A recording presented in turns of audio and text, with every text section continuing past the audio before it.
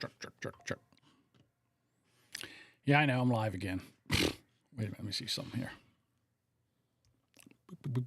Before anybody comes in. I locked this thing? Yes, yeah, I did. Move this in a little bit. There we go. Move this over a little bit. Okay. Whoa.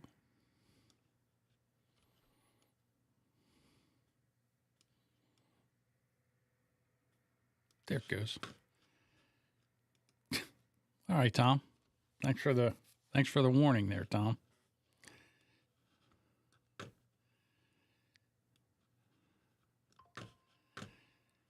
Why is it that I got to change this every time? This should not be. I shouldn't have to change this every time.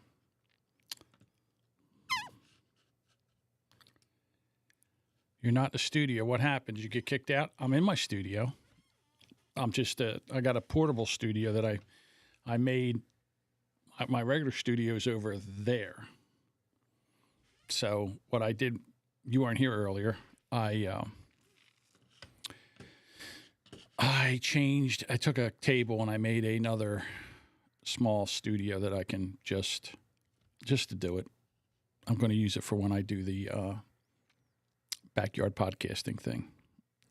Which now I got to set up a bunch of other different things now because I just realized that there's some things that I have to do to make this, because I'm using a second computer and everything that I was using for that, all the branding is on the other computer. So I got to figure out some way of being able to save it and then download it over here. All right, where's Tom's thing again? Is that a background? No, it's just the, why is this? Let me see, what's this do? Okay, so this moves us in. Okay, that's what I want. I want that. Boy, that's what I want. Why couldn't I have that before? Why didn't that work before? All right, now I can lock this again so I don't screw everything up. Camera, and then lock that, and then lock that. Okay. And go back over here and make it where it automatically goes away after 15 seconds.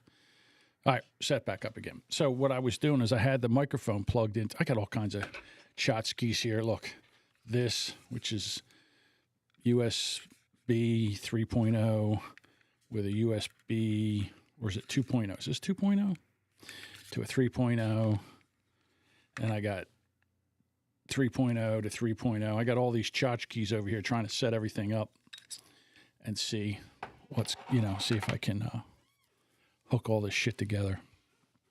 Which, it's working. It's working out. What? How come I don't have this thing? Yeah, I have Dropbox, iCloud. I have all three, Dropbox, iCloud. Let's see if this goes away now that I put that thing back on. Let's see if it goes away after 15 seconds. Anybody else here now? Just you, Tom. Just you and I. There it goes. So I had a Scarlett 2i2 on here, and that it was just a microphone into the audio interface into the computer, and then all of a sudden it just dropped the channel. So I was like, well, what the hell's wrong with that? So I took it, I disconnected everything, and I tried on something. Here, the one channel in the 2i2 went bad. Like the one outside, the right channel went bad. I was like, ain't this a bitch? Because I must have had that Scarlett 2i2 for 6 or 7 years. I might have used it 3 times, maybe 5. And now it's not working right or whatever. It's got an issue. So anyhow, and then I have a small monitor here, which I don't like. I need a bigger monitor. I'm spoiled, Tom. Very, very spoiled. And let me see. Where's Discord at? Here's Discord. Let me go over here. Yeah, I know. I know all about it. Okay, yeah, so here I'm back. I'm back. Wait a minute. I'm live on Rumble. I'm not live on Rumble.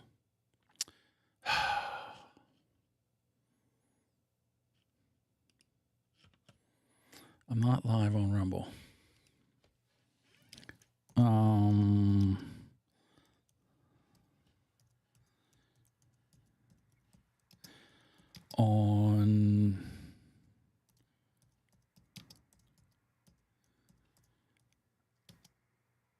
Twitch. Oops. YouTube and X. There we go. What's Tom saying? Let me get it over here. What's a big one? Programmers speak in code. Mathematicians speak in symbols. Deaf people speak with their hands. POWs talk with taps and gestures. The 3133. Oh man, it's so long I can't even read it all. Let me put it back on there again. The 31337 speaks like idiots, but still can speak. I see your DMCA and raise you a First Amendment. I don't know what that even means. What was that, Tom? All that typing? I have no idea what that even means. So still people only come here on Twitch. It's funny because I was saying earlier that I might just go to Rumble. I don't like Twitch, and it's an old joke. Must be an old programmer's joke. Only programmers get it because I don't. It is. There you go. So anyhow, I was messing around with stuff tonight. I got editing done, and didn't feel like watching TV, so I figured I'd play with this. I put wheels on this table so I can move it anywhere in the basement. And I got an extension cord. Oh, my God. Okay. Elite hackers. If you say so. All right, so my computer's now charging, and I have the internet. I can also... So what I ended up doing was taking the old Rodecaster Pro, the old one, the second one I have, the one that doesn't record, and I put that in here with just this cheaper microphone, which is the ATR 2100 microphone, and just a regular old desk stand microphone. And I figured I would try to play around with this and see what happens. But now I got everything stuck. My keys are stuck in my shirt pocket. My wallet's stuck in there.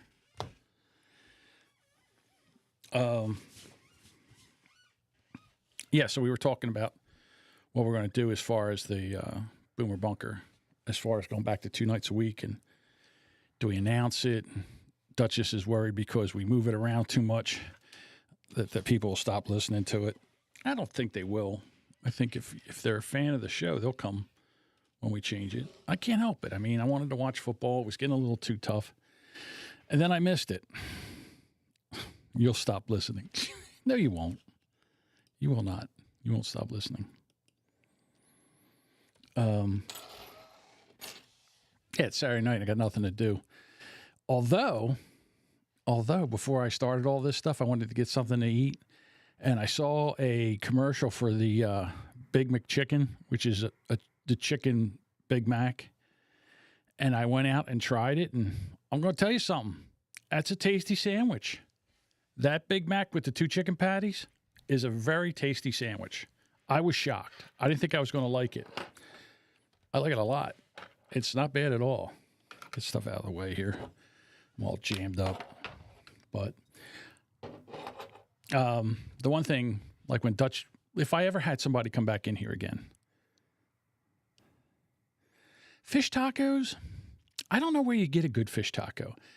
Like around here, there's not really, listen, I'm not, I would try fish tacos, but now if Bob was here, he'd make some kind of sexual joke. But I mean, a real fish taco, there's not many places around here that have them. You would think Taco Bell would get into them, although I'm sure they're afraid of fish going bad, and the next thing you know, people are getting sick. You're in Jersey, can't get a good fish taco, but if you were in Manhattan, maybe, I bet you could get a good fish taco over in Philadelphia. I'm sure there's some, you know what, I'm sure there's some restaurants around here that have fish tacos. I just haven't seen any, to be honest with you. And, you know, if I'm going out to eat, I kind of stick with what I like. You know, if we go somewhere that I know what I want, I'm kind of a basic guy when we go out to eat. I want steak or meatloaf or, some kind of pasta dish. I'm not one of those experimental guys. You know who's an experimental guy when you go out to eat? The Jimmy. The Jimmy will go out. He'll say, oh, let me try this. I've never tried this before. He'll get it. He'll hate it. Always hates it. And then he complains about it. He sits there and he's, I should have got what you got. He says, you get the same thing all the time. I should have done what you did. But you didn't. So now you're eating whatever the hell you're eating and not enjoying it. Or this is the best one. I like this one. He orders food like a Jew. And I don't mean any disrespect to the Jews. The Jews know how they like food. And they're very specific. In other words, if you get a steak, I want the steak to be not medium rare, but just like right in the middle where it's kind of pink, but not really pink and all. It's ridiculous. So Jimmy will order a steak and he'll say, I want it medium rare. And they'll bring it out and it'll be too rare.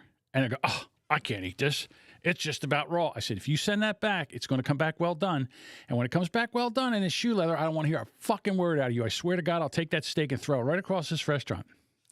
He sends it back. I never send food back. Never. He sends the food back. Steak comes back. Fucking well done. Not a piece of pink in it. It's just gray, brown, well done steak. What's he do? He calls her over. This isn't medium rare. They got to take the steak and now they got to go make a whole nother steak. So you know what's happening. Those fucking cooks in the background are throwing that steak all over the floor. They're rubbing it under their armpits and they're cooking it. I said, fuck, I wouldn't eat that steak. You couldn't pay me enough money to eat that steak now. You sent it back. It came back. Now it's too done. Now you want a whole nother steak. They just wasted a whole steak. And you think they're not going to do something to that steak? Bullshit. Fuck that. Just, you know what? If they cook it, just say, next time I like that. Just say medium. No, not medium. I want it medium rare. Cut me a break. What's the difference between medium and medium rare? I mean, come here. So, anyhow, or we'll go out and I'll say something like, you know what I'm going to get? I'm going to get the fish. Then the fish comes out. Oh, this is horrible. It's not cooked right. Like, I won't go out and eat with him. Medium rare still has blood. Yeah, okay. So does medium, I think. Every time I go out and get a steak, I get it medium. And it's fine. It's pink in the middle. It's got blood that comes out of it. It's delightful. I'd eat a medium rare one. Shit, I would eat a rare steak. Just show it the fire. Wave it over the fire. I would eat that. I don't care. It's fine. What, the phone just went off. Oh. No medium. Medium is just pink inside. Like a ripe teenager. How dare you?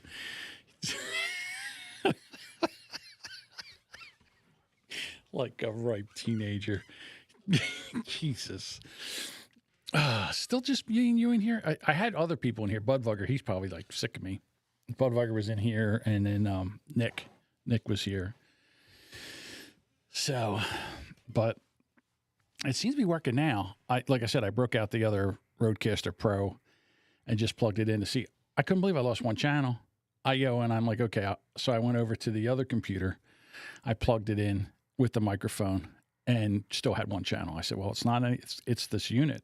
It's not because then I took the microphone, plugged it in over there, and I had both channels. So I know it wasn't the microphone. I knew it wasn't the cord. It's the stupid Scarlett 2i2 audio interface that sucked. So, but yeah, I don't know. I'm not a big fan of this mic. It's not that I think it sounds okay. I just don't like the way it's positioned. And I've used this. This was the mic I've used. I used this thing for years before I got those other RE320s. I used these ones for years, but it just makes me, I don't know. It sounds different. It seems like it has like a lot of the mouth noises. I can hear like a lot of my mouth noises.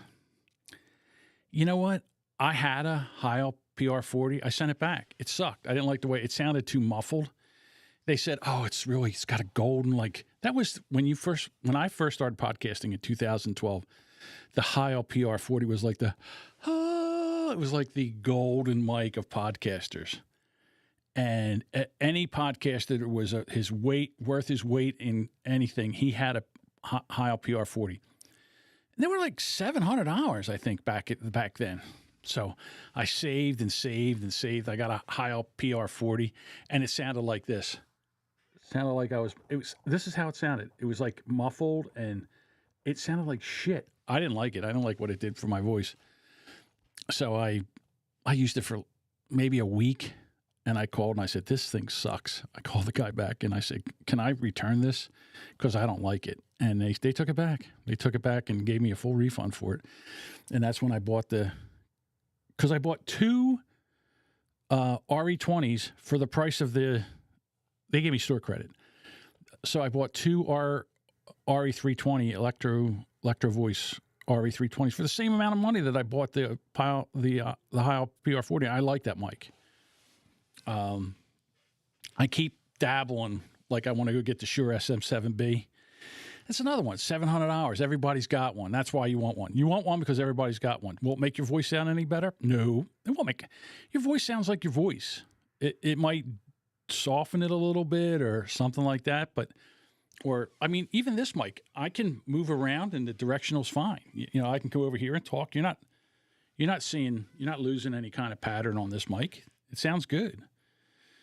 Other mics, you get them, and if you move off axis, it sucks. So, I mean, this is the mic I told you to get, and then Bob's like, no, go get a pod mic. This mic's fine. This mic was on Amazon, the Amazon deal days, like October 8th and 9th, 8th through the 11th. This mic was $29. $29 for this mic. I was going to buy 5 of them, but I don't need 5 mics. I have 3 more of these and 3 more of the Samsung Q2Us sitting in the back room over there that I don't use. I had them because at one time I was taking a whole setup to a place, and I was producing and recording a podcast for some company that they wanted to. So what I would do is I pack up microphones, it's a voice recorder. I'm trying to think I can't remember the name of it now. But anyhow, I had like 4 channels in it. And so what I did was I took the microphone output, and I had one splitter for 4. So I had 4 headphones, 4 mics, 4 stands, and H4N is the name. It's an H4N, but I can't think of it. It doesn't matter. But anyhow, so I would take this whole rig out there, and I would set everything up, set the headphones up, get everything ready to go, and they would come in and sit down and do a podcast for like an hour and a half. And then I would record it and take it back and then edit it, process everything, put all the music in and everything, commercial breaks and all. And I would send it to them. And I really didn't want, they wanted 10 episodes. So I'd have to go out. That's it. Zoom H4N. That's what I have. I have it still here, sitting over there in a box. I'm going to sell that too. I'm selling all this shit. I'm getting rid of all this stuff and then probably buying something smaller that I can use. As far as the mixer, instead of using the Rodecaster Pro 2, Mackie has one. It's a small one. It's a DMZ. I forget what it's something DLZ. I buy it for $1. Shit. Okay, so this is what happened with the Zoom H4N. I had a dream that I was doing something, and I needed an H4N. I woke up in the middle of the night, pulled my phone out, ordered it from Amazon, and just went right back to sleep. Forgot all about it. Forgot about the dream. Forgot about everything. Then, in 2 days, I get a package at the door. I go, what the hell is this? Open it up, and it's the Zoom H4N. And I was like, holy shit, where did this come from? So then I go and I look, and I think it was like $350. $350 out of my checking account. I go to Amazon, and I looked, and it was bought at like 3:30 in the morning. I woke up and bought the goddamn thing. And then as I started thinking about it, I was like, yeah, I had that dream. And I must have woke up and just bought the thing, went right back to sleep again. So I have the H4n. Although it basically paid for itself because he wanted like 10 episodes. He wanted me to come out and record them and then edit them and make it. And I'm thinking to myself, I don't want to do this. I don't want to go out there and do this. So I said $250 an episode. And he went, okay. He didn't haggle. I figured I'd say $250 an episode. He'd say it was way too much. I said $250 an episode to come out, record it, edit it, and put it out, get the RSS feed, set everything up, which is what I did. And yeah, I was like, holy shit. So, and I'll be honest with you, when I got done, I don't know if I would have, I don't know if I made money on it.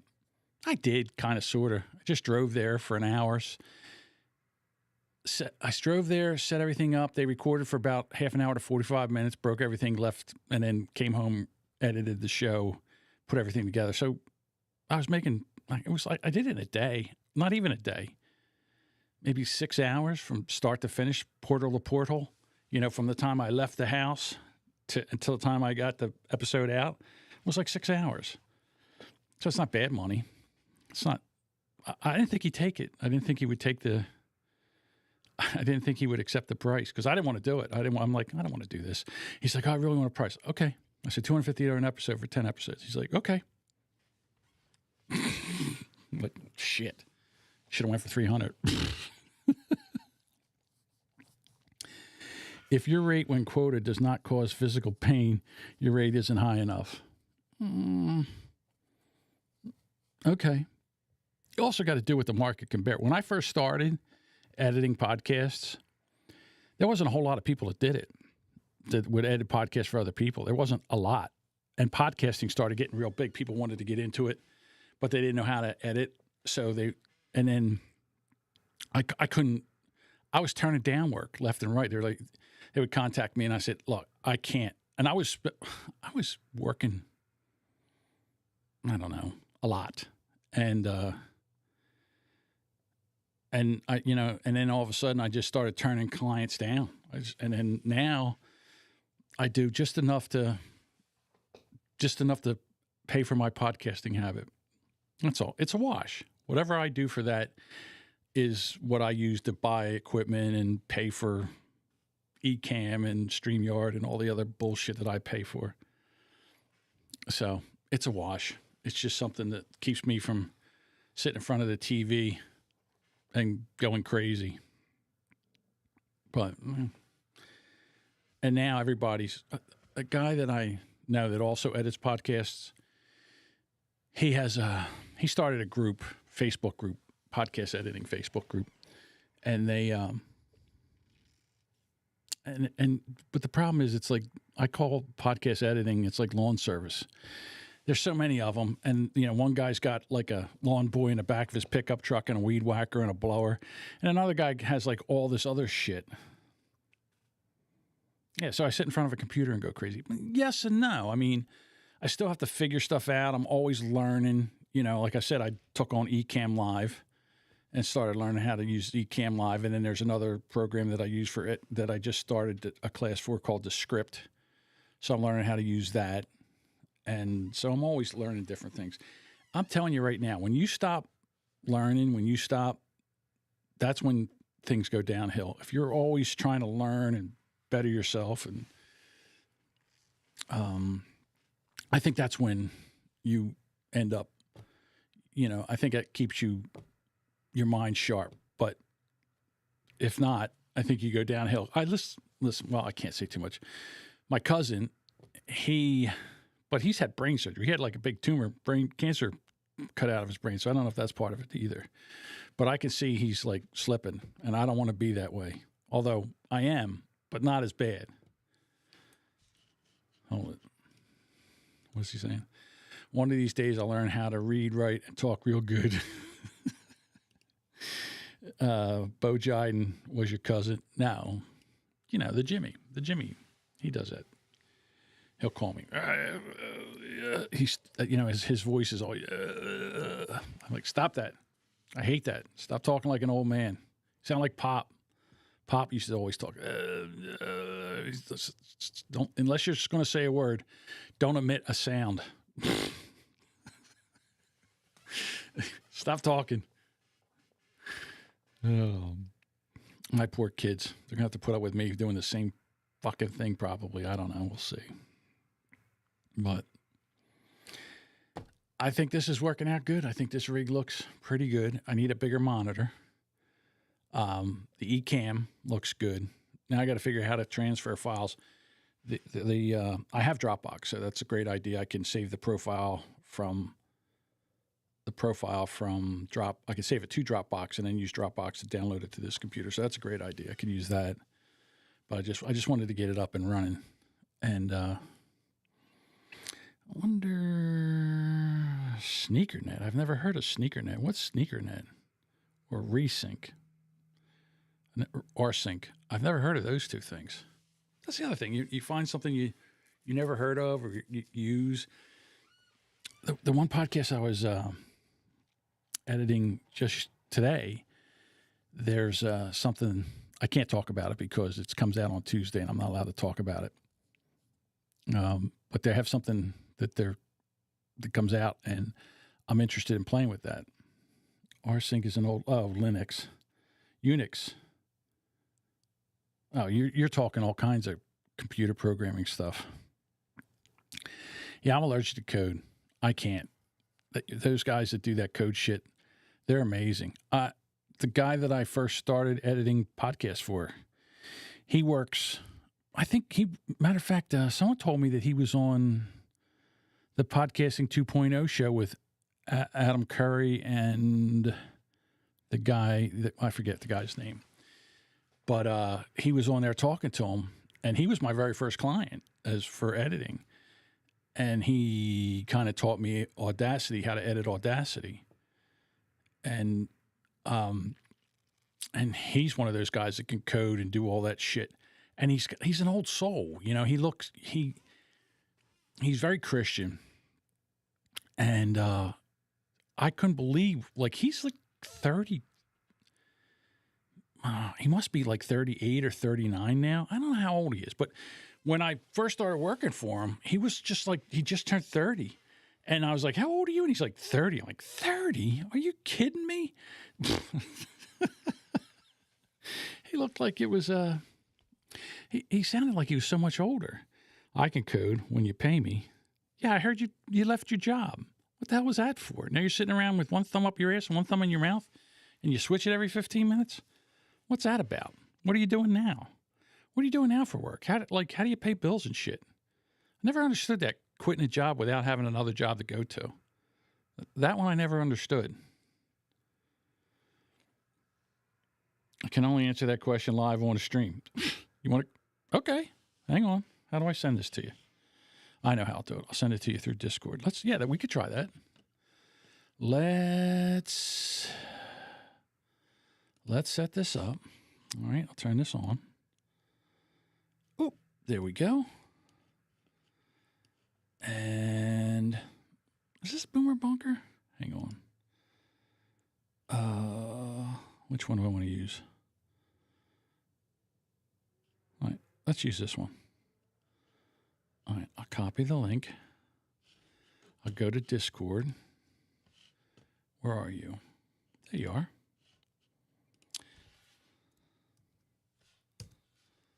Alrighty. I'll throw you on here. Let's see. Well, that's not it. I gotta unlock everything. Oh, this fucking thing is so small. Where am I gonna put you? Here we go. Another camera. And let's bring this over. Oops. I gotta unlock everything. Damn it. There we go. Now, will this move? Nope. I can unlock this. There we go. This should move now. There we go. Here. All right, here comes Tom. And I'm going to assign you to guest 1. And then I got to assign this to guest 1. There you are. Look at you. Hey! How about that? All right, let me straighten your camera out. Let's see. Whoops. Hold on. I I can make my camera smaller. There we go. Over here, stretch you out. Stretching Tom out. There you go. Hey, how is you? Good. Excellent. See how easy that is to do? Yep. Although, let me see. Let me make it the same size. Do this. Okay. I'm surprised that it doesn't have like an auto size feature. It probably does. I just don't know how to use it. Okay, boomer. Yeah. And I bought this course, and I'm about halfway through it. Mm-hmm. But I'm too, like, in other words, I'm the kind of guy that I have to play with things to learn it. So they'll do something, I'll learn something, and then I'll go, okay, now I got to go over and figure out how to do that. So then what I do is I go in and I play with it and mess around with it and try it all 6, 7 different ways. And I'm like, okay, now I know how to do that. All right, now let me go watch another video and learn how to do something else. So there's a lot, I mean, there's so much that I've learned just from that one course. I'm like, oh, I can't believe you can do that. That saves so much time. Like when I was doing the Boomer Bunker, I would get a video, and if I drug a video in here, it would take up the whole screen. So then what I had to do is I had to go over and get a background like this and then move the cameras over and then make a scene with that background and drag it in and set it up and all. And it would take forever, and I have to download it and bring it in here and all. Then he's like, oh, no, you just get this thing here, and then you change it from a MP4 to a MOVR file. And then you can just drag it in and so I just make a scene, drag it in, and then set it the way I want to. I'm like, oh my God, this just saved me so much time. So it was just worth the worth the price of the course. Like that, the amount of time that saved me a week was worth the price of the course. That's why I can go back to 2 days a week, because now I can do scenes so much faster. I want to see if I can find the a meme real quick. All right. So before I answer the question you brought me on here to answer, I just wanted to, because you didn't mention it, I put it in the chat. Sneaker net is when you literally walk something over somewhere. What do you mean? So, it's a play on like internet or intranet. So, so sneaker net is like when you physically grab something and deliver something to somebody? Right, when you're walking, because you're moving it with your sneakers. I got it. Okay. Yeah. So, like, in other words, DoorDash would be like SneakerNet. Yeah. All right. So here we go. Okay. I made another scene. Is that right? Okay. So I made another scene here. So I'll drag this over here. Oops. There we go. So now what I'll do is I'll grab me. Whoop. Put me over here. Take you. Let's see where you are. Let's try to get the same size. I'll have to figure out how to resize windows. All right, put you here.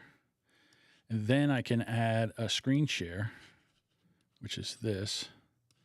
Make this big.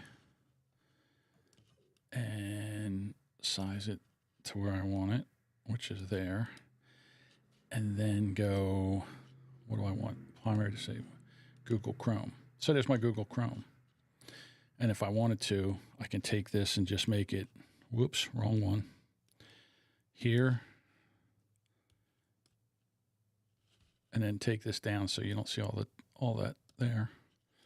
Then bring it back up and resize it again. This is what I love about this. No matter any way you want to use it, you can use it. So then I can go here and then figure out where I want to go. Let's see, new tab.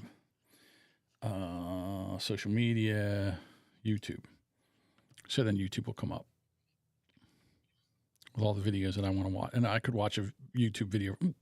Let's try and watch a YouTube video. What do you want to watch? Do you like pimple popping?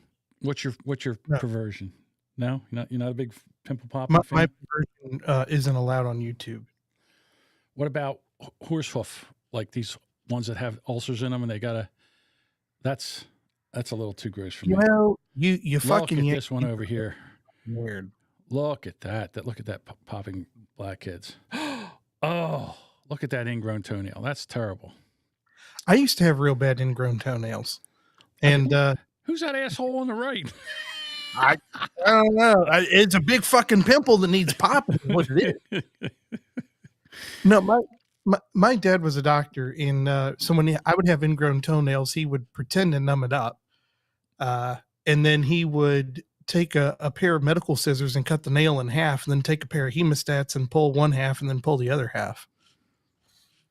And one of the times he took me to the office to do it, and one of the doctors we went to church was there, and he gave me the xylocaine, and it hadn't kicked in yet, and so this doctor we went to church with said, "You want me to buy your dad a Diet Coke?" I said, "Sure," to give it time to numb up. They went out to the vending machine. He bought my dad a Coke. He chugged it, went to work. It felt like it never went numb. You know who used to do this? Like if I had him too, my father would cut him out.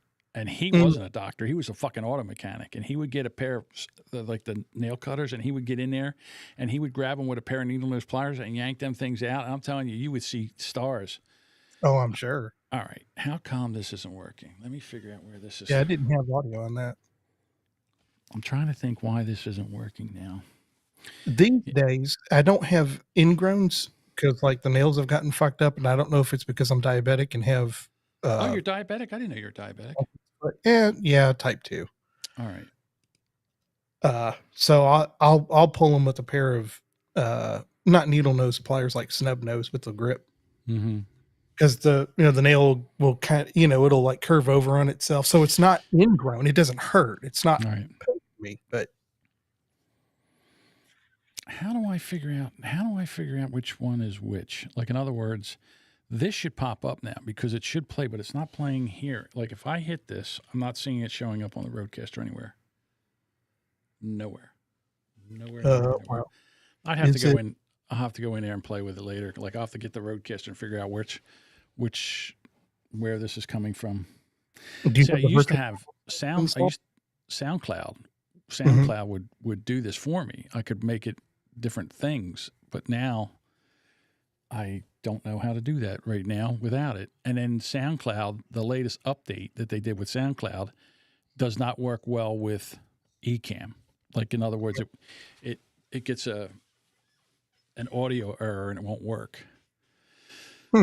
So, but for some reason I can't see. This should come up as a movie, right? I don't know. I've never used Ecamm. I know. But if you click the link I put in the guest chat, it'll tell you exactly how to solve all your computer problems. Hang on one second. Let me go to settings.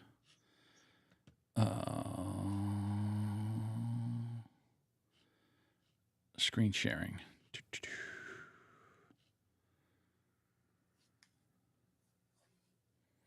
Nope, that's not there. So in other words, what I can do here is I can show you if I go to live demo mode. Mm-hmm. Yes, turn it on. So now you should be able to see everything I have here. You should be able to see my whole screen. You should be able to see, like, here's the scenes that I make, and then this is the preferences, the account. Mm-hmm. But at recording, if I wanted to record these, I can. This is the one camera I can record, and then interviewing guests, I can record that, and then apply camera effects, and then okay, I can't do anything now because I guess it's recording now. But anyhow, so there's a lot of stuff you can do here. All right, let me turn that off again.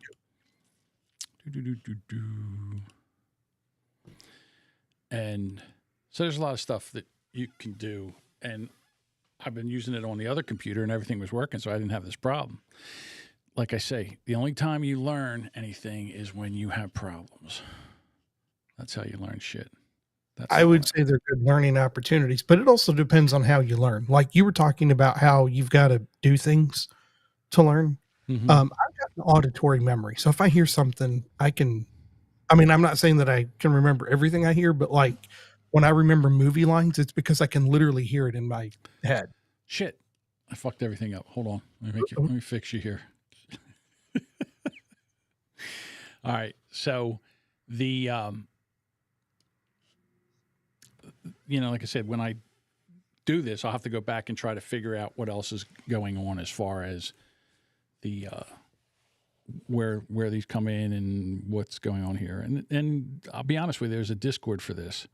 So if you go in there and ask questions, they're pretty quick about getting back to you with stuff on how to fix things.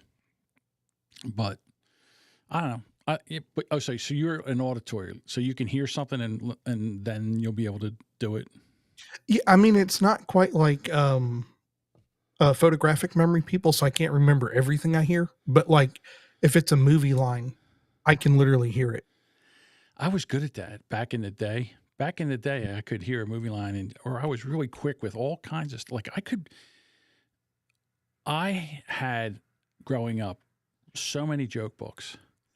That dirty joke books and racist, like racial, I forget what they called them back then, and I remember thousands of jokes, and we could go somewhere like in a bar or something, and we would just, he would tell a joke, someone would tell a joke, and I would tell a joke. I can't remember jokes now. I cannot. Same thing with movies. I would know movie lines and be able to. I used to be able to recite the whole thing from A Few Good Men with Jack Nicholson. You can't handle the truth. I could do that whole thing. I could recite the whole thing. I can't now. So, but learning. So for me, the best way to learn is to do something. Like in other words, watch somebody do it and do it along with them. Then watch somebody. Then listen to somebody tell me how to do it, and then read. Like if I have to read a book and do it by reading a book, that's the worst for me. That takes me forever because, like I read it and I go over here and play with it, and I'm like, then I go back and read. Yeah, so I like it when the course that I'm taking now, I put that on my other one, I put that on the other monitor, and then I have this Ecamm Live up, and as he's doing it, I'm stopping it. And then doing what he does here. Yep. So it's like it's almost like, that's how I learned how to be a mechanic. When I was working with my father in the garage, we would do brakes, and then I would do one side and he would do the other. So we'd take the wheel off and I'd start taking the brakes. So all right, take this off, and I'd take it off, and then I'd put it back on again. He'd come over and check it. No, dummy, you have to do this, and the spring's supposed to be over top of this, and whatever it was. Back then they were drum brakes, and then you had to get underneath and adjust it with that star thing. You had like a little wrench, and you would adjust it out, and then you would bring it back, and then you'd have to bleed the cylinders back out because you'd put, when the brakes, they would say the brakes were down, and then they would add brake fluid to it. Well, then when you put the new brakes in and readjust them, now the brake fluid's going to come the hell out of there, so you got to suck some brake fluid out. It was a whole thing. Back in the day, that's how you learn how to do it. But nowadays, you couldn't pay me to be a car mechanic. You have to be a goddamn magician. You have to be small and a contortionist to work on cars now. It is so ridiculous.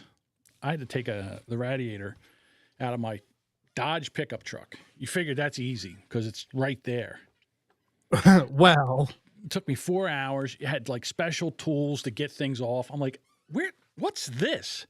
He goes, oh, that's a spanner wrench or whatever. I'm like, do you have one of them? Yeah. Back in the day, if you went to Sears and got, a set of Craftsman's tools, you could tear anything apart, any car apart. Not now. How much of that do you think is they're using proprietary connections so that way you have to buy their tools and it's all about making money? All of it. Same thing with elevators. When we started working on elevators, everything was relays, and Otis had their own relays, and Westinghouse had their own relays, and Schindler, Westinghouse, Kone, every company had their own kind of relay. Nobody would, a relay's relay. What's the difference? Just make a damn relay up. And then they went to microprocessors. There are no more relays. Everything's a board. You just check what's going on. Oh, something's going on. Okay, it sounds like it's in this board. So you take. You fix elevators these days. If the board's broke, you order a new one and you replace the whole fucking thing. Yeah. I be honest with you, there were some when I got out of the business, which was in 2012. Wow, 12 years ago. That's crazy. There were some controllers for like hydraulic elevators, like two-stop pumpers. You would just take the whole thing out, the whole boom, the whole shit and shebang. When something happened, put a brand new one in, make a couple adjustments, adjust the speeds, and off it went. And you sent the other one back. Hey, Look who's here. Who's Mike here? from Wheelbarrow Full of Dicks. Well, So, yeah, Santa. That's how did you get into elevator repair? my best friend in high school. His father was in the business, and his grandfather was in the business. So his grandfather was in the business, and the father and his brother were in the business. And then that's how you got in. You had to know somebody. You like really had to know somebody. So I was trying to get in.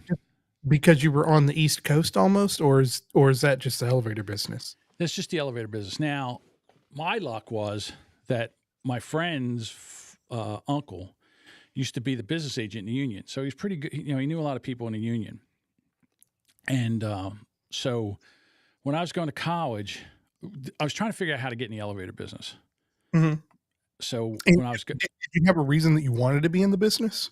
yeah, they made great money. Well, fair enough. So I was going to college for radio, TV, film. And my friend says, hey, you know, we need a truck driver for the summer. And I said, okay. So I worked there as a truck driver. And what I would do is I would just load the trucks up with parts, take them out to mechanics, and then, you know, I'd meet the mechanics and unload. And we became friendly.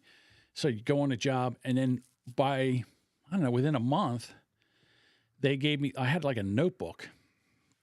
And they would just give me a notebook. And the guy would say, hey, go to the hardware store, I need this, or go to the electrical store, I need this, and all. So I'd write it down and go, and then I'd call the office and say, I need a purchase order for this. And, you know, it's just basically running the back end on the pickup, you know, on the truck and going back and forth. And everybody seemed to like me. So in Philadelphia, they were putting up like 4 or 5 high rises, and they needed so many mechanics. They needed so many. So they opened up the books again to bring in probationary helpers. And they said to me, we can get you in now. So I said, okay. But by that time, I realized what those guys did. And I was like, I don't know if I can do this because I'm afraid of heights. I'm still afraid. I'm terrified of heights and electricity. I didn't know what I was thinking. So my buddy says, you'll be able to do this. He said, no problem. You can do it. So I got in, and I was lucky. They put me with really good mechanics. And they told me, they said, look, this is what you do. You go in there, you shut your mouth, you do what you're told, you never stop moving. If you're not doing something, don't be standing around. Pick up a broom, start cleaning up, wipe tools down, put things away, and you never stop moving. I said, okay, I can do that. And it was only for 8 hours a day. I was like, nobody can, you know, I can do anything for 8 hours a day. So I started working as a probationary helper. And the guy's, his uncle, my buddy's uncle, him and his helper got in a fight. And my buddy says, hey, I got a guy for you. He says, I'll send him over. He'll be a great helper. And he was the best mechanic I ever worked for in my entire life. We would go down, like say we were doing replacing elevator doors and tracks and shit. He'd be working on one side and I'd be working on the other. And you had to have, like we would set up on top of the car, we'd have like 3 drills, and one drill had quarter 20 and the other drill had a tap on it. And he, you know, you would take things, and then you had a gun that would, like a impact gun that you could take the bolts out with, and you had to hand him the tools. Like, in other words, he would go like this, and you better put the right tool in his hand, or he would yell at you. Kind of like being a nurse in surgery. Right. So then he would hand it back to you. So then you would do the other side. So we would go down and we would do all the doors, and he was what they called an adjuster. So whenever the job was done, he would go over and come in and go over everything, adjust the elevator, the speed, coming into the floor, door operation, door torque, and all. So he taught me how to do all that. And so he would come in to a job. We would be adjusting. So he would come in and he'd say, all right, kid, get on there and check those doors. So I'd have to go down the hoistway and make sure the gap was only a quarter inch, you know, all the way up and down and everything. So I'd come down and he'd say, what? So first thing I'd do is I'd just go down and survey it. And he'd say, what do you think? I said, we're going to have to get on there. I would come over, I'd say, we have to get on there, and it's not right. It's not centered, or this and that. And he goes, okay. So then he says, all right, I'm going to get on there and straighten these doors out. And the mechanic's like, what do you mean you're going to straighten these doors out? And he goes, yeah, I'll tell you in a minute. So then we'd go down and do like 4 or 5 openings at doors, and he'd come back up and he'd yell at the mechanic you're the dumbest mechanic I've ever seen. He's like, come here, let me show you this. And he says, so you'd open a door, so the one door would get to the the return, all the way return, be flush, and the other one be sticking in the hoistway sticking out in the doorway about this far. He's like, how's that supposed to work? He says, look, and he'd come back and show the guy how to fix it. And so that's how I learned how to be an elevator mechanic. And then before I took my test, they brought me into the office. They needed a modernization coordinator, which what he did was you get an elevator spec for modernization, and then you would read the whole spec. Say you need door equipment, you need this and that. So then we would go out and survey the jobs, how many openings, what the size are and all. And then we would go back and we would get bids for all the equipment. And then we'd put that in and how much labor would be. And we would go through this whole thing. And then I learned the bidding process from that. And then they did away with that department and they put me back in the field as a maintenance mechanic, which was really, that was the time when I really thought I was going to lose my job as an elevator mechanic because I didn't know what I was doing. But from being in modernization and knowing all the, the elevator mechanics, the maintenance mechanics, and they all liked me, they would say to me, listen, you get in trouble, give me a call, and I'll scoot on over and we'll fix it. So when I first started, like if there wasn't doors knocked off, there was an electrical problem or something, I'd say, Mike, I'm jammed. He goes, okay, I'll be over in about 15 minutes. Don't worry about it. He'd come over and he'd show me what he was doing and go through the prints. So I had this huge elevator route. They tried to they really wanted me to quit. So what I would do was at night when we were done, I would go to one of my jobs. I'd grab a sandwich and soda or whatever, and I would go up in the machine room and I would get the electrical drawings and lay them out. And like wherever, in the print, I would find out where the relays were in the controller and what they did and, how everything worked so that I could fix my jobs. And then I think it was like 8 months later, the one mechanic who was like our best mechanic, he called me up. He goes, you still alive? I said, yeah. Why, what's wrong? He goes, he says, I haven't heard from you in 3 months. He says, you must be fixing elevators. I haven't heard from you in 3 months. And I go, I guess I am. And he says, see, I knew you could do it. And then I hooked up with the one guy, which they called the runner. And anytime there was an overtime call, I would say, if you ever need anybody, let me know. So if doors got knocked off and down the shore, down in Atlantic City, he would call me and say, hey, get up, get down here. I got doors knocked off. So I'd drive an hour and a half down there. We'd put elevator doors back on and whatever, and I'd drive back. So you paid for the drive down and drive back? Portal to portal, door to door, all the way there, all the way back. So, and I never turn them down. So every time if he couldn't take a call, he said, call John. John will go there. John will go do that. And I remember one time he called me. I think I told this story before. I was mowing my lawn on a Saturday because I had been working so much, and I was mowing my lawn. And they called me and they said, hey, Norm wants you to go take a call. I said, give me about an hour and a half. I'm mowing the lawn. So he says, okay. So then I'm mowing. All of a sudden the phone rings. I look, it's Norm. I go, hey. He goes, what are you doing? I said, well, I got to mow the lawn. I said, Jesus Christ, it's like almost a foot high. He says, you are the dumbest guy I've ever met in my entire life. And I was like, why? I said, what did I do? He goes, you call a landscaper and you get somebody to come over and cut that lawn. He says, how much does it cost to have somebody cut your lawn? And I go, I don't know, $35, $40. He goes, yeah. How much would you make on a call? And I said, oh, I don't know, $125. He goes, that's a month's worth of lawn care, one call. And I took that lawnmower, I pushed it in the garage. I never mowed another lawn again as long as I was in the elevator business. He was like, what are you, an idiot? He says, get out here. He says, we got work to do. Friday nights in the summertime, most of the mechanics would go down to the shore. They all had shore houses. Everything in the summer, heat and elevators just don't mix. Shit would shut down Friday nights, Saturdays and all. By the time I got to work on Monday, I almost had full 40 hours. There were sometimes I would work between 80 and 100 hours working and get paid for 125 hours, 200 sometimes. It was crazy. It was absolutely, it was a license to print money. Oh yeah.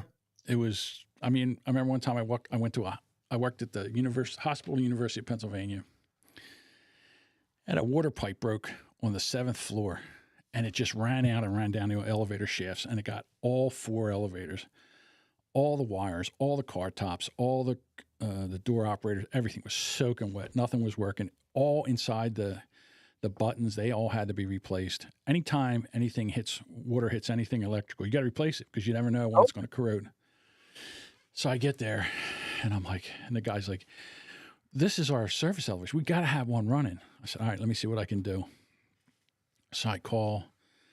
Sales guy comes down and says, "Hey, look, we got to replace this. We got to replace that." And they go, "Well, let me see if can you get one running?" I said, "Okay." So you take everything and you open it up and you put a fan on it and blowers and air and you try to dry everything out, shut the power off to everything. And then you turn it on, and because usually what happens, it blows every fuse. So you replace all the fuses, get everything dried out, and turn it on and see if it'll work. Meanwhile, you're ordering door operator motors and all this other shit, and they're coming in. So you get one elevator running right, and then you'd move over to the second one, and then you move over to the third one, and you just do that, and you would work like you'd work. This happened on a Friday, and you would work until like 12 o'clock Sunday night, and then you go home and get some sleep, and then you'd start Monday, and it was insane. Some of the stuff was insane. I remember one time, some of the elevators were microprocessors, so you had to have a terminal. And I was at this one job, I needed the terminal, so I walked over to another job to get the terminal. I walk in and I see like all this, the elevator comes down, the door opens, and all this water runs out in the hallway. I was like, Jesus Christ, what happened? Oh, no. So same thing, water pipe broke, and it came and was flooding all into the elevator. So I go up into the machine room, and I get up there, and there's about, 6 inches of water on the floor. And the guy goes, "Going to go in there and shut?" I said, "I'm not walking in there." He says, "What do you mean?" I said, I can't walk in there. It's electrical. I said, "You could get electrocuted." So I said, "You got any 2x4s around here?" He says, "Yeah," because I could see the mainline panels. I said, "Go give me a 2x4. So I'm leaning in. I said, hold on to my belt. So he's hold me by the belt. I'm leaning in. I'm knocking off the main lines.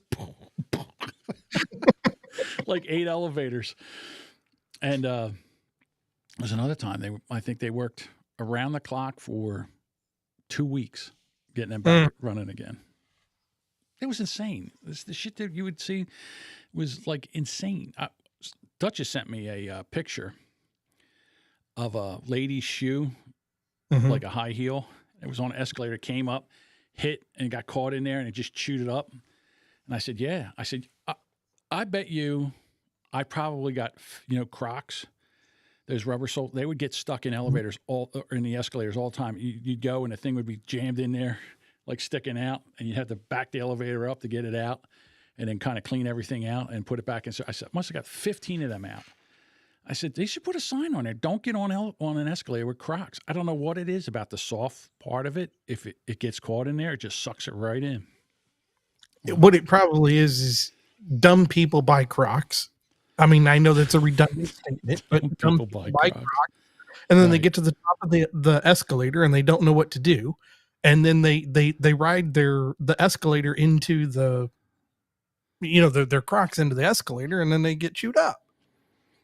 Bob's in here. What the Manjaro fuck is this? Well, Bob, I set up a new rolling studio. So I have, it's just a table that I have on wheels, and I set everything up on it, and I'm just testing it. And then Tom came on, so we're having a conversation. He may not even be with us anymore. Let's see. I'm about to play Bad Choices card game with 12 women. I'm in trouble. Yeah. Because them women, they make bad choices. I don't know. It was fun. I mean, I loved being out in the field. I hated being management. When I was a supervisor, I hated it. I hated being a supervisor. Because the next thing I would be out there fixing shit. And they're like, "Stop fixing shit. That's what the mechanics are for." And now, was this unionized? Yeah. When I first hurt myself, they brought me in the office because they didn't want you to have any time off. For some reason, there was some kind of insurance thing. So what they would do is they would bring you in, and if you, like, say they operated on my knee and they wanted me in the next day, I had to come in on crutches and sit in the office. I just sat in the office all day and answered phones and talked to mechanics and ordered parts for them and shit. So I did that for like 8 weeks. because I had to go rehab my knee and everything. Mhm. And then the branch manager said, we need a supervisor. Would you want to do this? And to be honest with you, my knee was still killing me. And I knew I couldn't go back into the field again. So I said, okay, I'll do it. And I just was a supervisor, but I didn't know then what I know now. If I would have known then, I would have been a better supervisor. But I didn't. It took me, by the time I figured out what I was doing wrong, my other knee was bad, and I was having so much issues with my back and shit. I just couldn't do the job anymore. So, and then I was like, what am I going to do? And that's when I saw the podcasting app on my phone. I said, what's this? What's a podcast?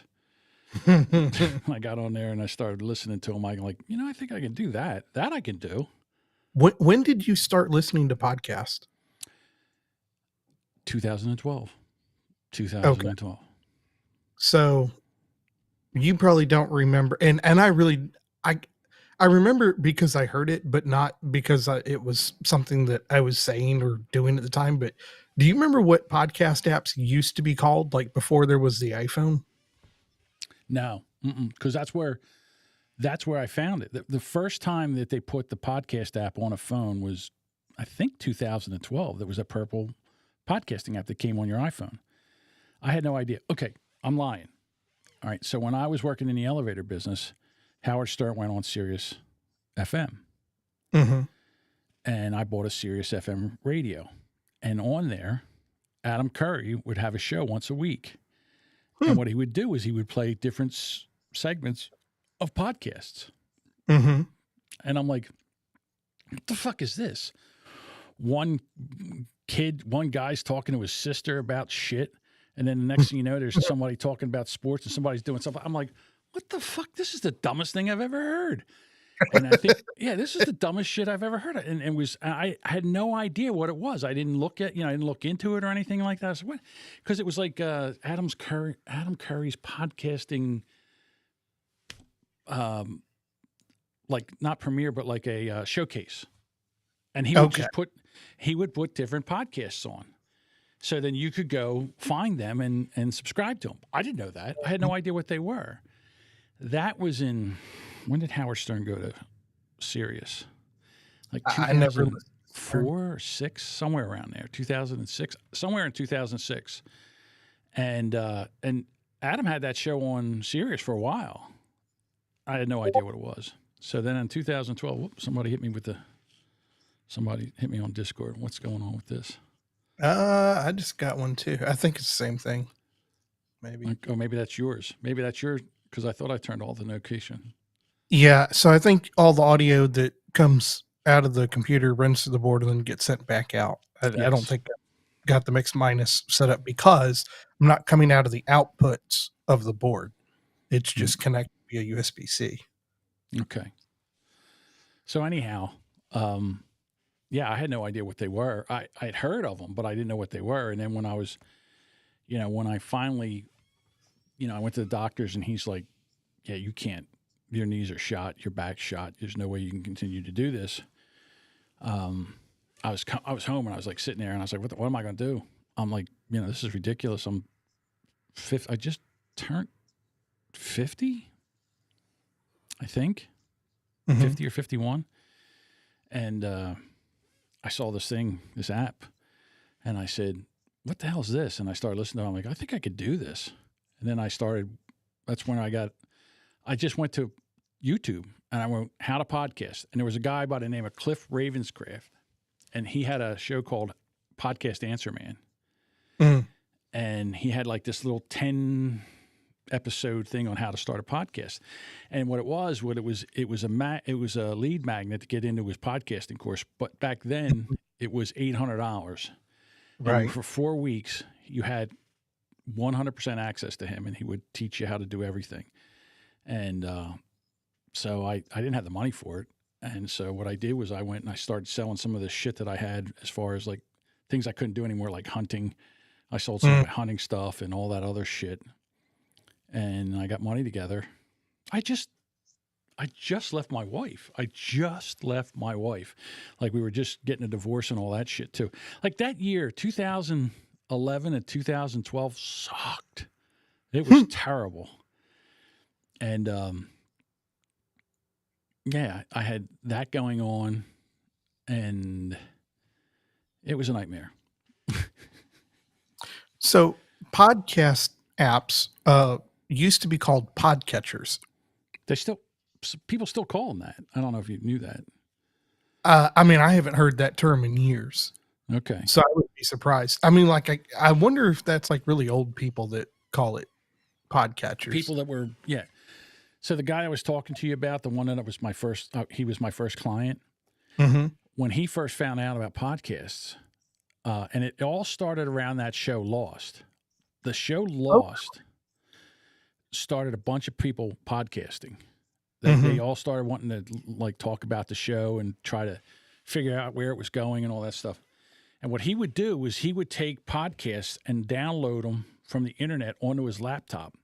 And then he would put his laptop in his car, and while he was going to work, he would listen to him on his laptop in his car. And then he would come home, and then he would download, whatever was coming in again. So, and it was very hard to find podcasting. I think when I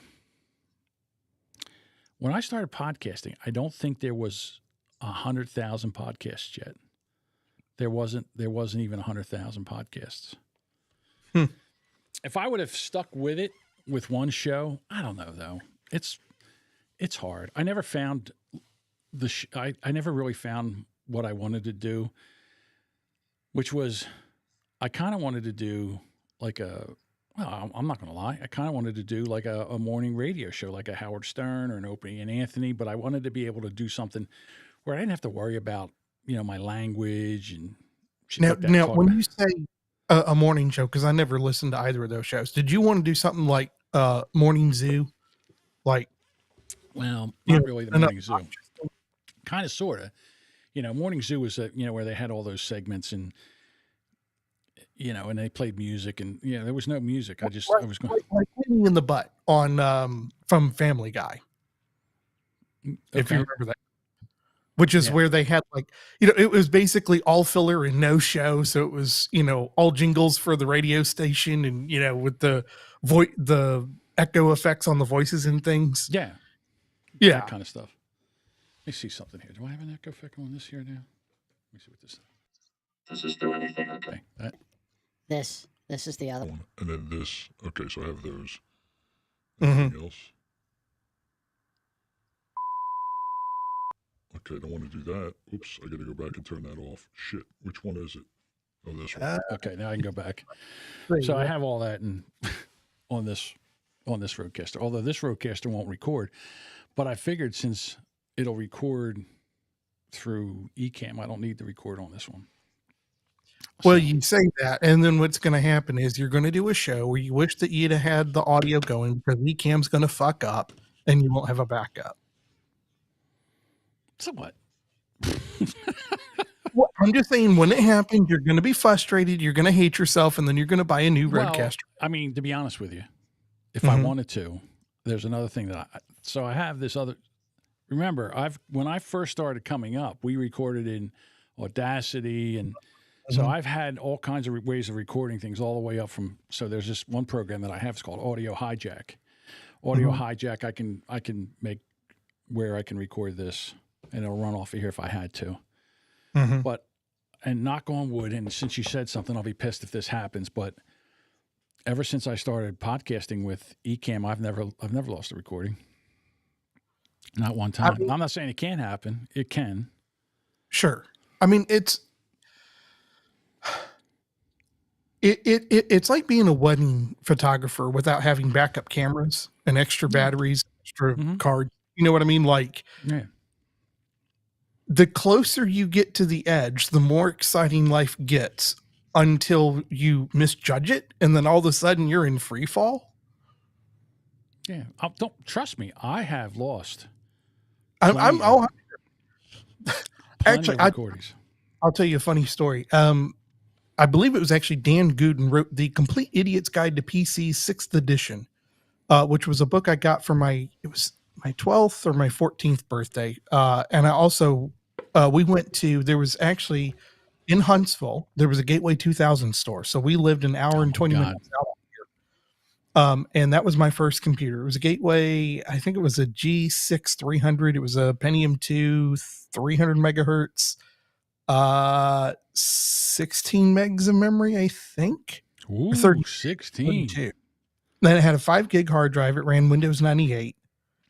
And when I was done with it, it had 256 megs of RAM because that was all the motherboard supported. It didn't have a VGA slot, so I put a PCI video card in it. I put in a 40 gig hard drive, a 30 gig hard drive, and a CD burner.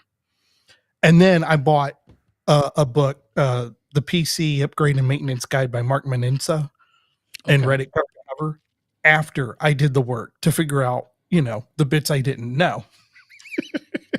As you do. Mm-hmm. You know what? I'm trying to see something here. Where's the? I'm sorry. There it is. There's there was a line in the Complete Idiot's Guide to PC 6th edition, and it said there are two types of people: those who back up and those who are going to back up. I first heard this joke as there are two types of pilot: those that put the landing gear down. Right. All right. So I want to try something because you were ducking when we were talking. You started to duck. So I'm going to ask you to bounce out of here and then come right back in with that same link because I just changed something. Can I refresh or should I kill the tab and reopen it? You got to jump out and then come right back in with the same thing. All right. I'm going to disconnect you and then just come back in with that same link I sent you through Discord. Okay. Here we go. All right. He'll be back in a second. I want to see if this works because his audio was ducking as he started talking, and I changed something. So we'll see. Let's see if he has an echo when he comes back. Here he comes. There you go. Yay! See, now you have an echo. Why would you have an echo now? I don't know. I don't hear it. I hear it. It must only be on your end. So you fucked it up. So you should. There should be no way. You're wearing headphones. There should be no reason why this thing is coming back. Well, unless you've got like a second channel that's feeding back into the mixer or something. I might have some. A second. Okay. I suppose I should make some noise while you're fixing things so you can hear when it's actually fixed. If I wanted to be a real asshole, I would just shut up and be quiet and let you make all kinds of adjustments, and then we could talk later and you'd find out they didn't work, and then we could repeat the process ad infinitum. Pork is a nice sweet meat. We will now have a dramatic reading of the pamphlet Palisades Park Map and Rock Climbing Routes. You can go to Palisades Park. It is located at 1225 Palisades Parkway in Oneonta, Alabama. That's zip code 35121. Telephone number 205-274-0017. If we unfold the pamphlet, we have a map. When I say something, yes. Did it fix it? Nope. I don't know. We do. There is some text in the pamphlet on the other side of the map. Recommended climbing routes. 1. April Fools. 5.12a. Start around the corner from arachnophobia, where the wall touches the ground. Climb the overhanging face to a small roof. Pull through the roof and continue to the top. Arachnophobia, 5.9. You know the thing is, and yes. so I looked, and I have the mix minus set up on there. So now what I have to do is I have to go back and change this on you. Okay. Hang on. So you're gonna have to go back and come back again. All right. Let me know. I gotta figure out why that happened. All right. Bye. Come on back. All right. That makes no sense, unless whatever. Because he was talking, I wasn't hearing anything. But when I talk, it's coming back through here. Here comes Tom. Ring. There we go. Is the echo gone? Yeah, it's gone. Huh. But what I have echo cancellation on you now, which I shouldn't have to have. because you have headphones on. I Right. should not have to have this. And I just double checked, and there's a mix minus through everything that every channel has a mix minus. I don't know why it's not working. I don't know. It is. I don't know either. I have to dig back in. Software is a wonderful thing. Holy shit! We've been talking for an hour and 15 minutes. No, This correct. is insane. You've been talking for an I've hour. been talking for an hour and 15 minutes. What time is it? It's 9:30. Got a hot date tonight? No, it's just I don't know. I have no. It's weird that I can come on here and just talk for an hour and 15 minutes about nothing. Well, I mean, you have the gift of gab, and you've learned how to spit in a tube. So 3 people. Okay, one person's watching on Twitch, and 3 people are watching through. Wow, I didn't know I could do this. 3 people are watching through Twitter. Am I one of these people? I don't know. Which one are you watching? Is on Twitch or anything? Do you have Twitch up? I had it loaded on Twitch in Safari, but I paused the stream, so I can't. It might be you. I don't know. All right. Well, I'm probably going to jump off of here now. And I didn't even answer the question that you brought me on for. Oh, I'm sorry. Let's get into that question. So why would you quit your job with no other job to go to? Well, it's not the first time I've done that, and it probably won't be the last time. The answer is that there was a ton of bricks that got dropped on me, and then they wanted to infantilize me. And it was really, they screwed up, and I paid for their mistake. Did you get fired or did you quit? I quit. Okay. But I think they were going to fire me because they fucked up. So what happened was I was brought in to do automated testing. They had one other person that had written code that you could say they were an automated tester. They were not a programmer by trade. They had a master's in technology, but they did not have formal programming training, which, that's fine. And what she had written worked. And it was, the little bit I saw of it was fairly clean. It was a little verbose. It could use a little engineering, but it was fairly clean code. So when I first started with the company, the project they had me on, I ultimately needed a clearance. But what was odd was that I didn't need one to start. But the assumption is that you had a clearance. And I think what was causing them a little confusion was that they were kind of halfway through the contract. When the contract started, you didn't have to have a clearance initially because you weren't dealing with any classified information. But as the project was continuing, there was the possibility that you could deal with some classified information was steadily rising. It might have been a small percentage, but it was still non-zero.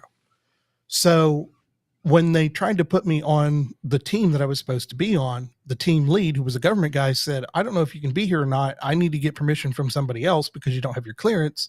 So, Couldn't you get any clearance? Could I what? You couldn't get clearance? No, I could. Watch list? No, it just, Okay. it didn't come back immediately, which is not surprising. Although allegedly the first time that I had a clearance, it came back in like a month. But this time, I don't know if it was just that they were backed up or if it was because I had told the truth that I had met somebody on a Slack that was a Chinese national that was living in China, and they may have wanted to investigate that. Wait a minute. So you're saying, let me get this straight. I dropped my keys. Hold on. So you're saying that you were in a Slack group with a Chinese national. Uh-huh. Male or female? Female. Well, Eric Swaldwell. It was not a honeypot. No? No. We should record this. So We are recording it. Oh, we are. Yeah. So the way that I'd met this person, there's a product called PipDecks. Have you ever heard of them? No. I can drop a link later in Discord. So they make these decks of cards, but they're not playing cards. They're they had a lot of tactic decks, like idea tactics, storytelling tactics. Is this like workshop Magic the Gathering? No. This isn't a game. They're like business related or professional related things. So it's like with the storyteller tactics, it's like 54 different ways of telling a story. Okay. One of which is like Man in the Hole. Another one might be something like Hero's Journey, stuff like that. And so it's explaining, this is the methodology. This is when you use it. This is when you don't use it. And then this tactic goes together with this other tactic or card. And so they build out these decks like this. Okay. And so they had a Slack, and people can meet there and, say, hey, I'm offering this, that, and the other service. She was offering to be a life coach. She had just went through her training. I'd never had one and thought it might be useful. So I started paying. Professor Tom, I'd be your life coach. Me life coach you a long time. Well, she had married, so she'd studied in Germany, Okay. and had married this, I'm trying to remember where he was from. What is the, maybe Scandinavian, something like that. Okay. Doesn't really so matter. yeah, but that area or Scottish, Isle type something. So they were living in China, but I think they had, as time went on, they broke up, and I think she was probably going to divorce him if she hadn't done so already. Okay. That was not why I was talking with her. I was talking with her because I really thought that, if I had someone to motivate me or someone to talk to, and what I thought I was going to get a coach, and what it really turned into was an unlicensed therapist. Okay. Question. Yes. On a scale of 1 to 10, how hot was she? I don't know. That's not why I was engaging with her, and it didn't matter. Okay. That's money. fine. She's in China. Don't tell me you don't know. Every guy knows how hot she, like every guy would know. If you sat there and looked at her, right? Okay. Can you picture what she looks like in your mind? Kind of. I mean, she was cute. 1 to 10. What was she? 7, 5, a 7? What? 7, Okay, 7.5. she was a 7. Nice. Asian girls. I like a good Asian girl. I think I like a good Asian girl too. Asian girls don't like me. I don't know why. You know something, Tom? I was just thinking about something. Oh God. I saw this thing where American men go to Taiwan or Singapore or the Philippines. I've heard the Philippines. They go to the Philippines and they work remote and they get themselves a Filipino girl. Yep. And the Filipino girls, like, they know how to be, like, they like to be wifed up. Like, you wife them up, they'll cook, they'll clean, they'll do all that other stuff. I have a friend that was in the service, and to protect the guilty, I won't name which service he was in. But he said when he was a serviceman, he was over in that part of the world, and they had an acronym for those fine young women. They called them LBFMs. Little brown fucking machines. There you go. I mean, what can you do? Like, I mean, in other words, are you really bound to Alabama? What's holding you out? You have family in Alabama? No, but I have that ancient Chinese disease, Funzalo, and it turns out that like the plane doesn't fly if it doesn't have money to put the gas in it and hire the. I get that part of it, but let's just think. Here, I'll life coach you up a little bit here. I'm not as cute as Fang Fang, but what I'm saying is, if you get some money together and then try to find a job over there, right? Like, you can live over there on peanuts. If you get a programming job where it's going to be remote and they don't give a shit where you live, sure, you could move over to the Philippines. Well, John, I tell you what I'm going to do. Since you have given me this sage advice, hold on, pause over here. I need the RSS feed. This will be on. I have the volume down. As soon as we are done with this call, I will fill out the paperwork for the Jamingo grant. I'm hopeful. Oh, there's no grant. Okay, what are you, a Democrat, for Christ's sake? Everybody's got to give you a handout. What about pulling yourself up? How much could it cost to get a goddamn plane? Hold on.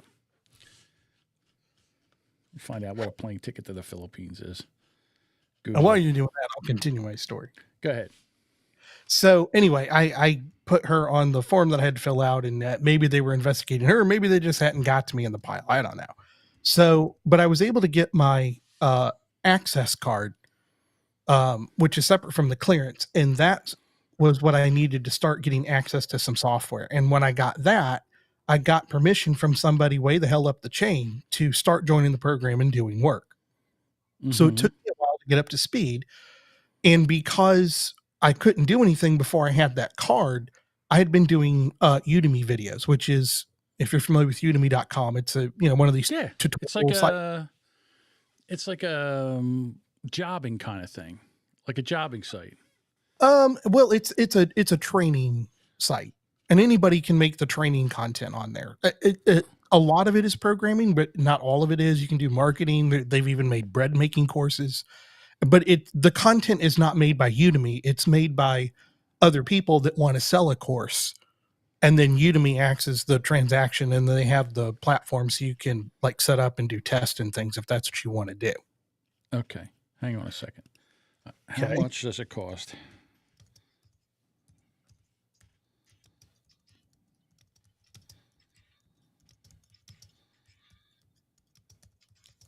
We need a music bed for this. No, we don't.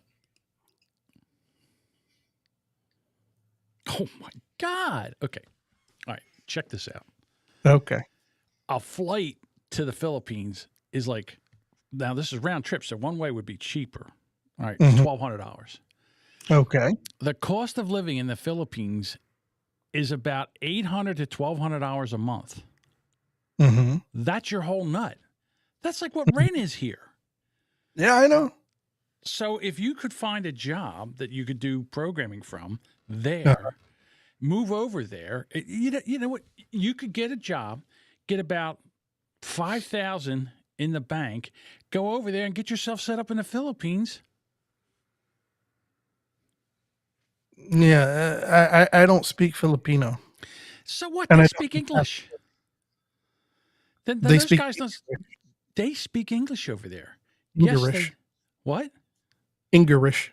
All right, English. They speak English. I don't care.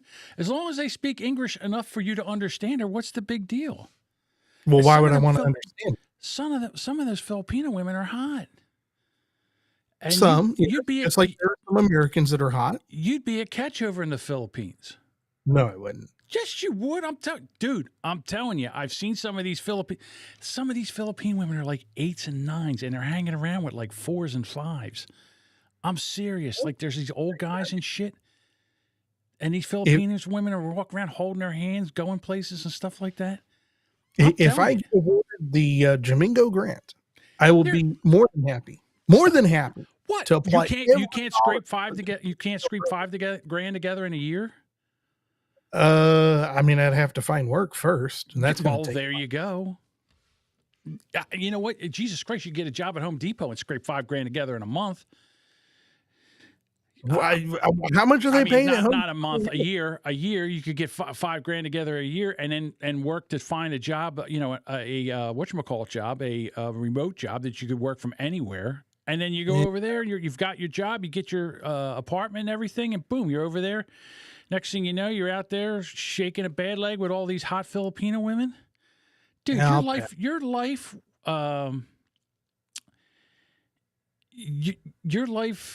What would you call it? Your happiness. Your happiness would go up tenfold out there. What do you have holding you here? Do you have family holding you here? No. That's made for you. The Philippines and the Filipino women, that's made for you. That is your gig right there. Well, you know what? Listen, don't take my word for it. Do some research. How hard could it be to Google? Look, here's the deal. First of all, you have to, get a passport. So now you're under the control of the federal government. Then you go over there, you're under the control of the Filipino government. The laws there are not as favorable to men as they once were. It's becoming more and more like the United States because I've read about this topic. Mm-hmm. So, on balance, I'll just stay here. Okay. That's fine. So I've never seen somebody as soon as you give them some kind of idea, I've never seen somebody poo-poo something so fast. Like I've never seen anybody poo-poo an idea like you can poo-poo an idea. Like Well, it's a talent it certainly is a talent. honed over many years. Okay. So, when they finally put me back on the small team that I was supposed to be part of, and I started getting access to things, I was given a task that I really didn't know how to do. The person that had written the code had done it for like her section, and it needed to be done for the section that I was assigned to. And it wasn't just a copy and paste thing. It was a little more involved, and it, like I said, it was just something I'd never done before. So I was really having to figure it out, and I wasn't going to know if it worked until it worked. In other words, there wasn't a way to figure out, oh, like I'm 80% of the way there. It was bang your head on it until it works.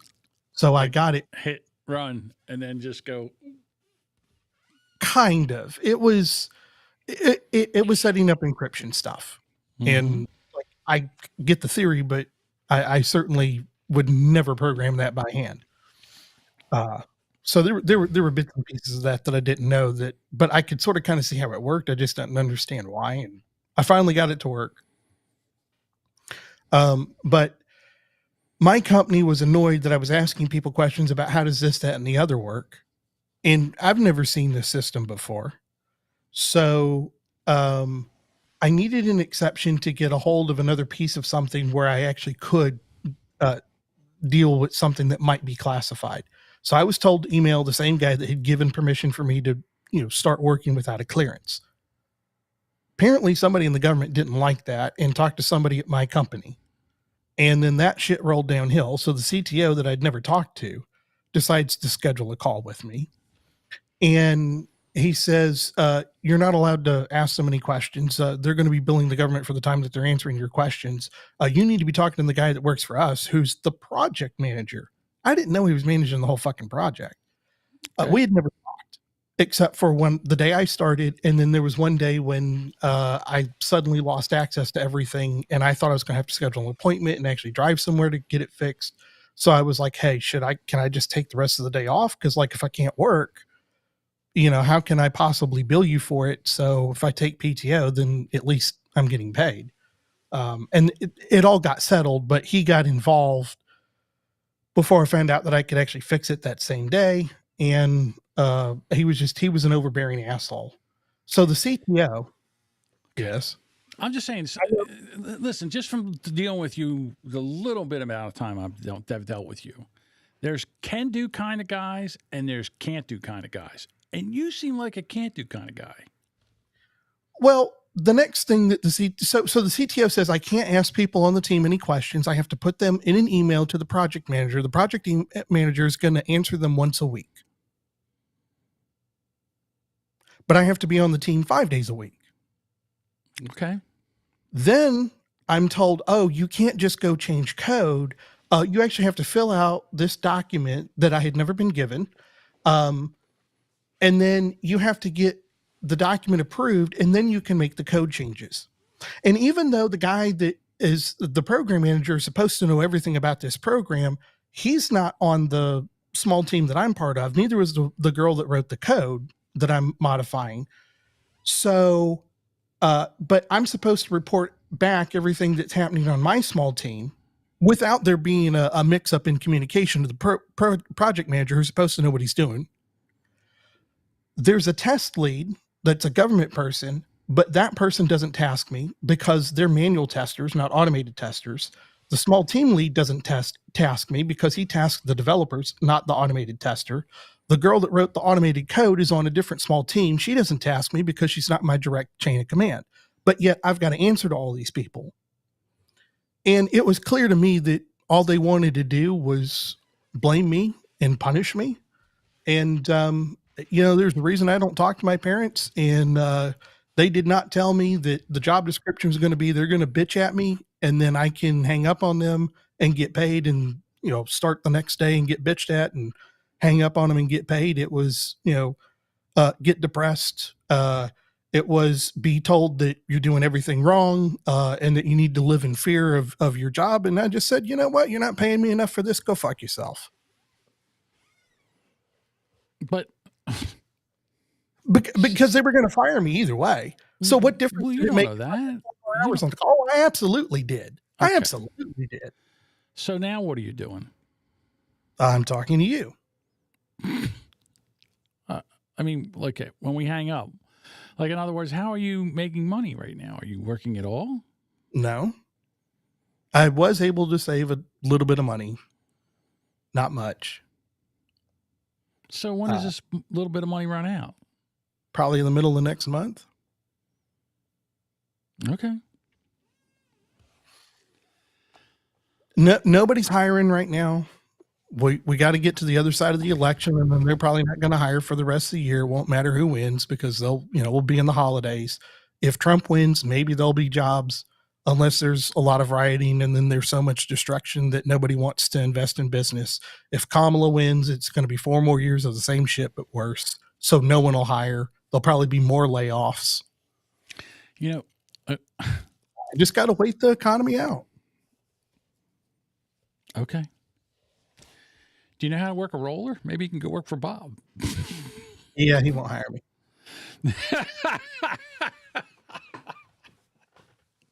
Oh my God. We've already had that conversation, and be honest with you, I don't think we could work together. It would work as well as our podcast. You would drive me insane. Like if I had to work with you, I'd be like, okay, let's do this. And you'd have like 15 reasons why you couldn't do something. And I'd be like, motherfucker, this is what my father used to tell me all the time. He said, motherfucker, I ain't paying you to tell me what you can't do. I'm paying you to do what you're supposed to do.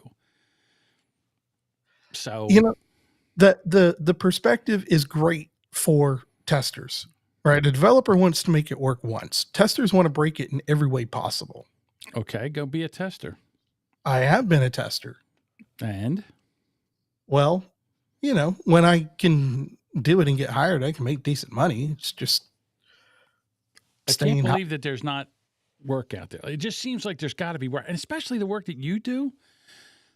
No, I would imagine you can do it from home. Like I imagine you don't have to go into an office for that. Yeah, I haven't been in an office in years.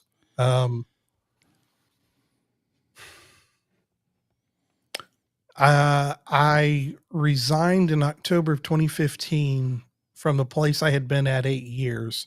I was working on the tail end of a degree. I had a semester and a half left. And I haven't been in an office since then. Okay. Well, I actually guess that's not entirely true, but I don't know. There's a mindset of people out there, and I see it in the millennials and I see it in Gen Z, where they're like, you know what, I'm not doing that, or I'm not doing this. Like, and the Gen Xers and the boomers, we're like, okay, I can't get a job programming. I guess I'm going to do whatever I can to get money in here because I've got to do something. I can't just sit here and wait and hope my money doesn't run out before, I don't want to be out on the street. If I got to go to Home Depot and put on an orange vest and work there just to get some money until I can find something better, we used to do that shit. I remember. I know when I was working, and I got out of this was before I got in the elevator business.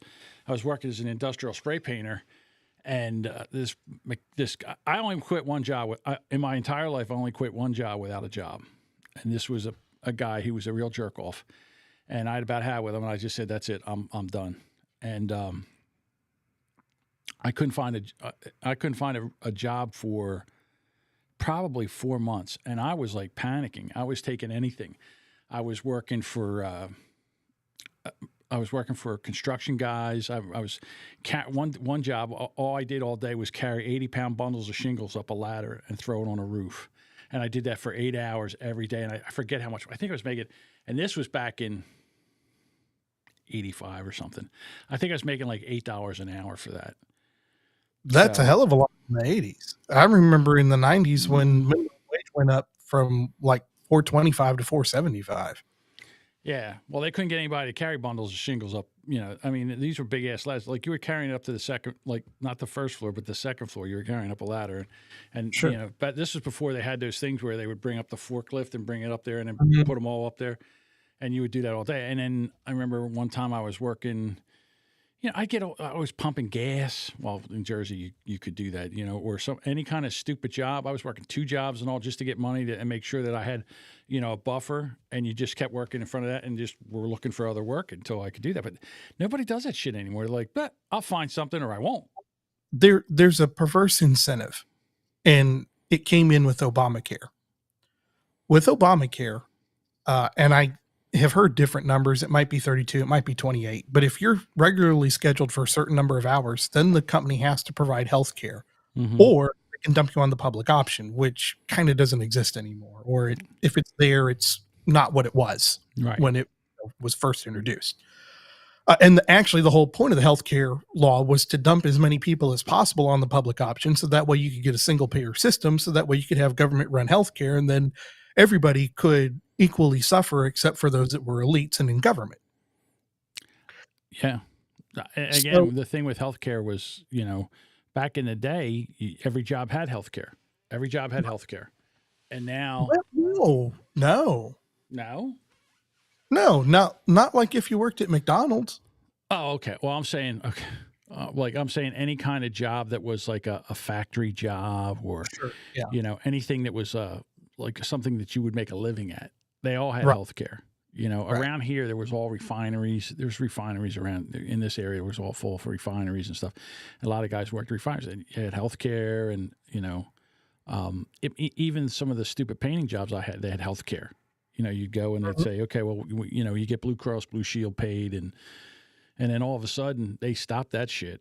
I guess it was too expensive. And it was funny, when I was in the elevator business, we first started. I mean, the healthcare, their healthcare plan was amazing. It paid for everything.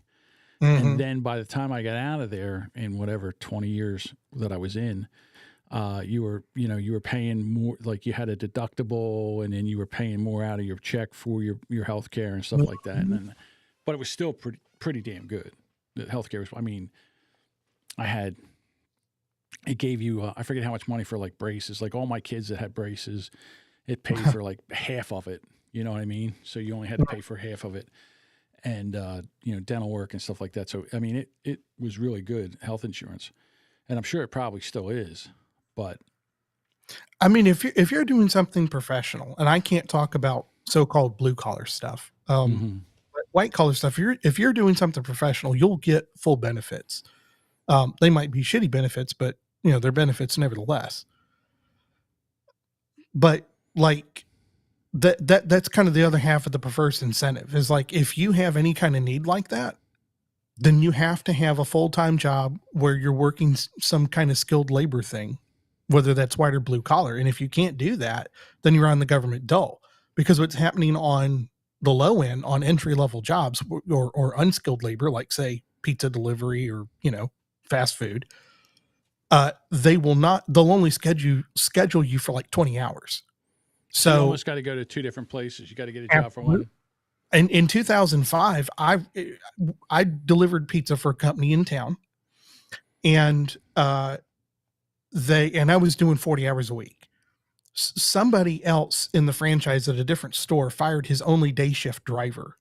So I wound up covering his store 4 days a week. And then I would drive back over the mountain and deliver for my store at night. And when you go to another store inside that franchise, you get paid an overtime rate immediately, because it's not your home store.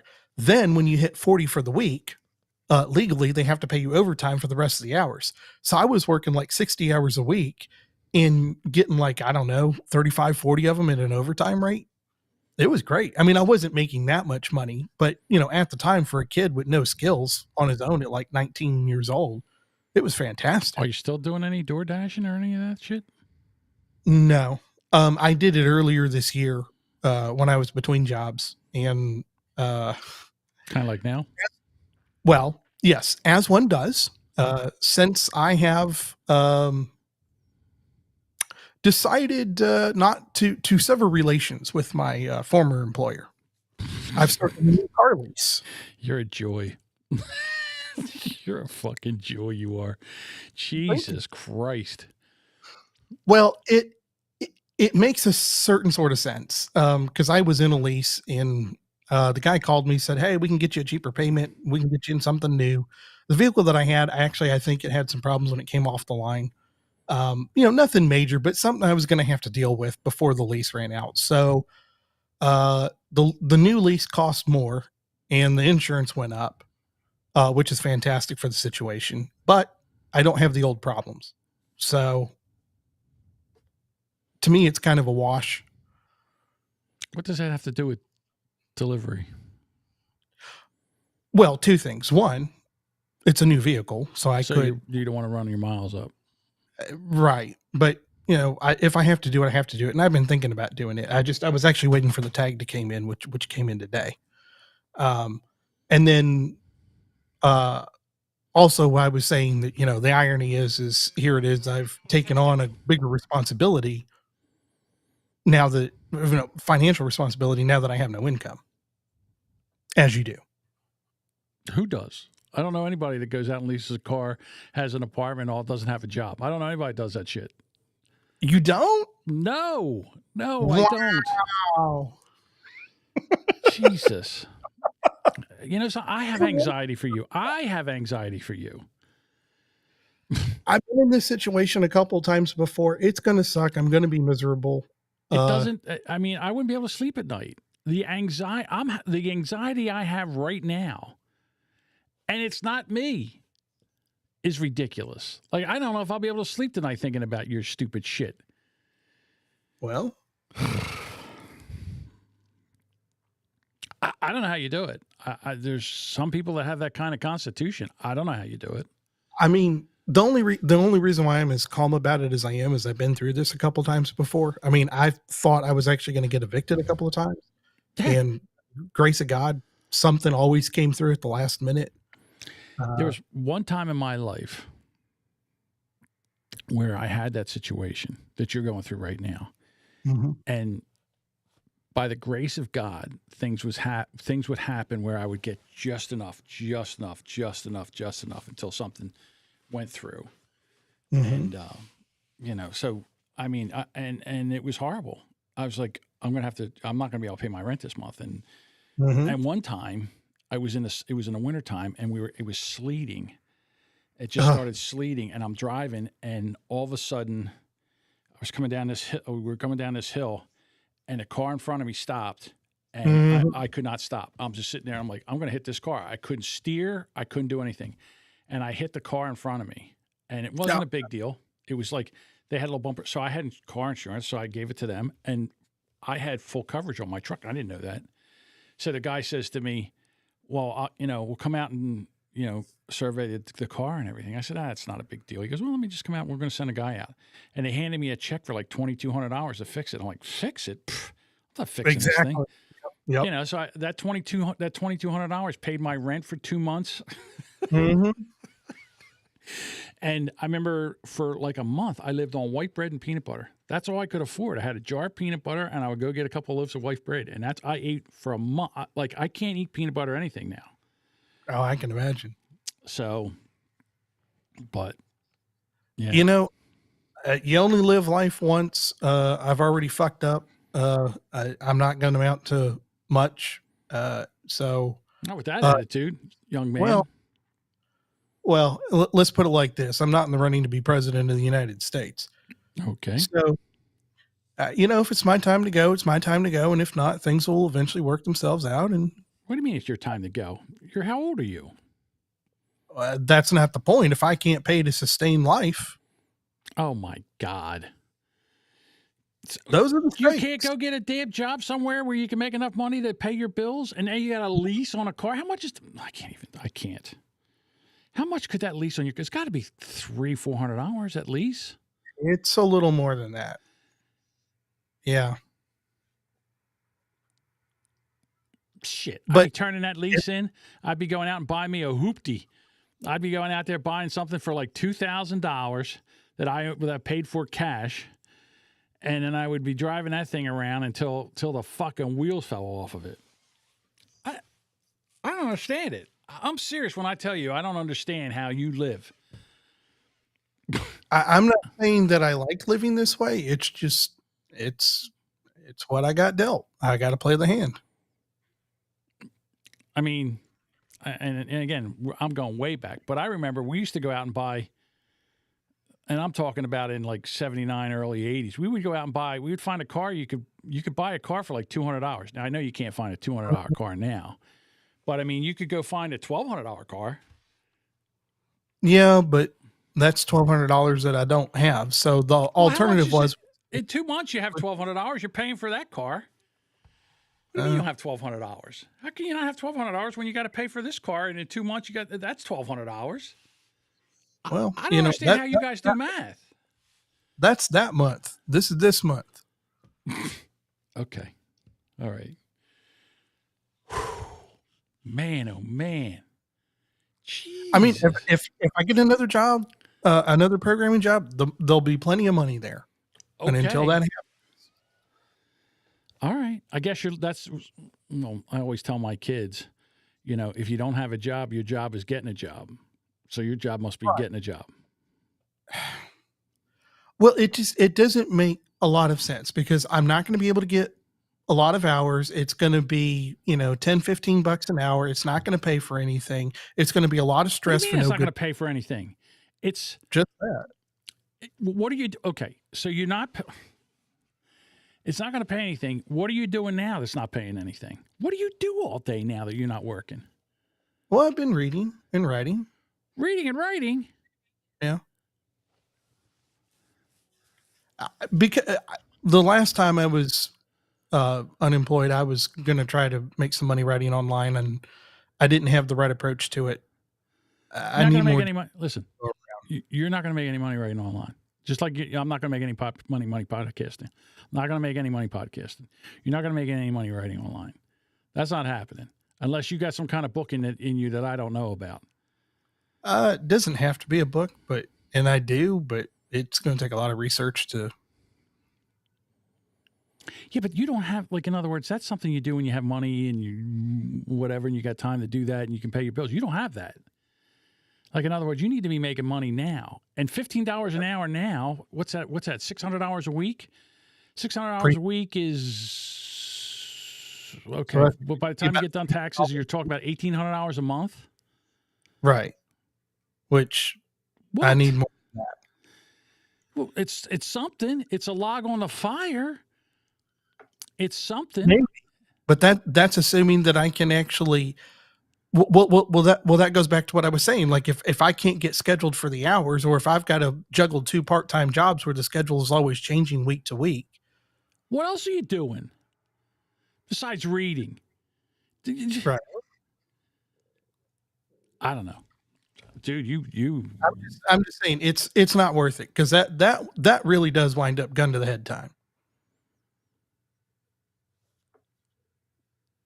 Because it's stress for no good reason.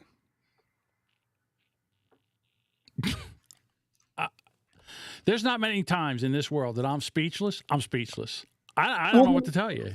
If you got to put up with some damn cunt that doesn't that thinks that they're the best thing on earth since sliced bread, that barely can manage her own fucking life. She's the manager, and then you're working with a bunch of kids that don't care and don't want to be there.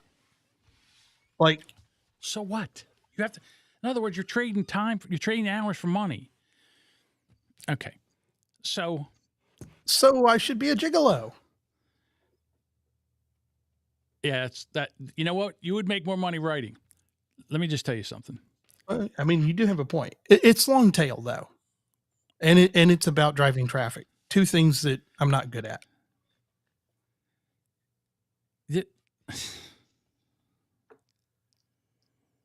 Okay. I honest to God, I've never been this speechless in my entire life. I feel like shaking you. I feel like shaking you and saying, what the fuck are you doing? You have nothing. You have nothing to do and all day to do it. You could be out there doing something to help yourself. And you're like, it's not worth it. It's gun to the head time, which is bullshit. Okay. Well, I guess I'll hear from Bob one day. He made the news.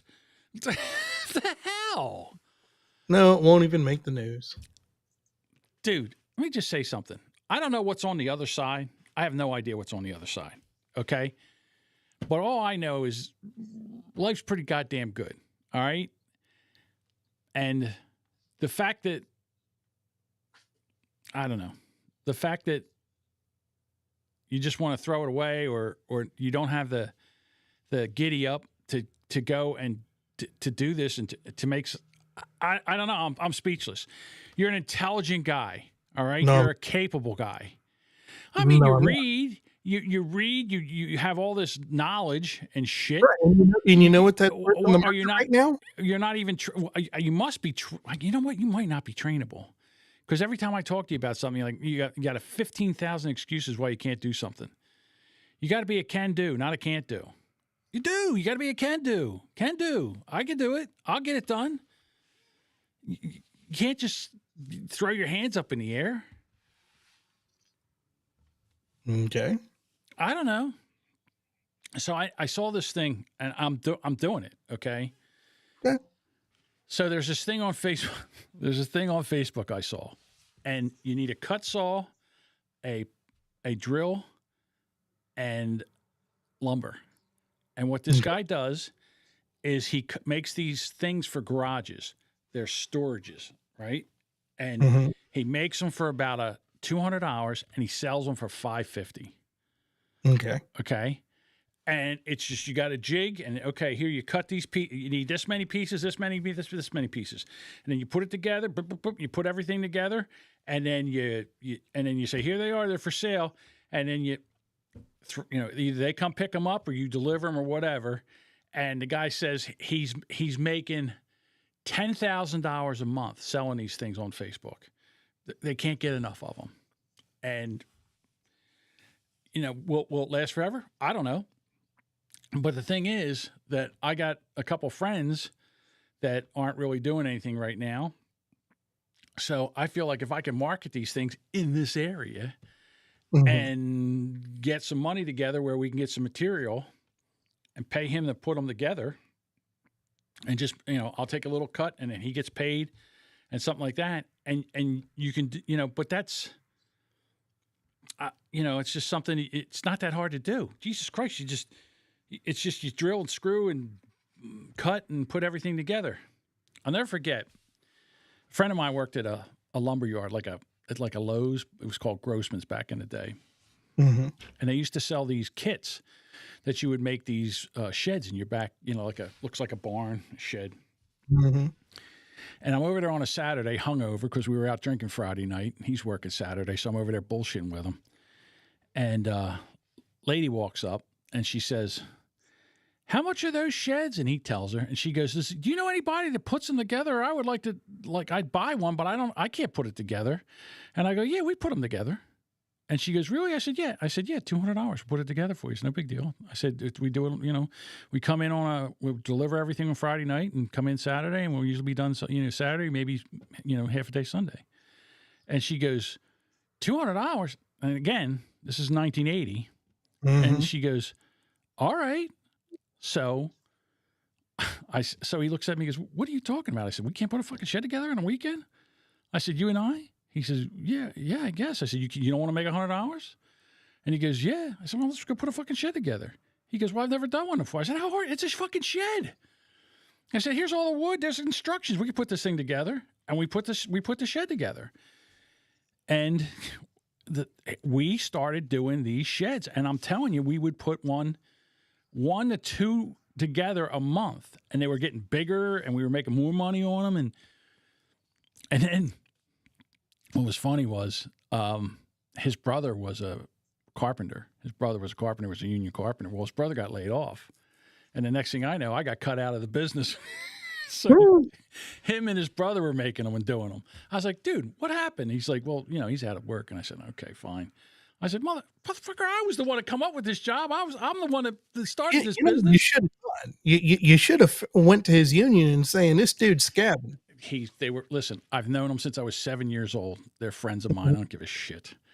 But I was just saying, it's just one of those things where you're just sitting there and that lady walks up and says, how can we put this shed together? I need somebody. I'm like, we could do it. I said, we do it all the time. And he's looking at me. I'm like, yeah, we put them together, drop the stuff off on Friday night, come in Saturday morning. Usually we're done by Saturday night, maybe half a day Sunday, if, in case we have some kind of issues or something like that. She goes, oh, yeah, that's fine. We'd go in Friday night. We would figure, where do you want it? She'd put it there. We'd level everything, put the blocks in. And then we would build if we had, it depends on what time of the year it was.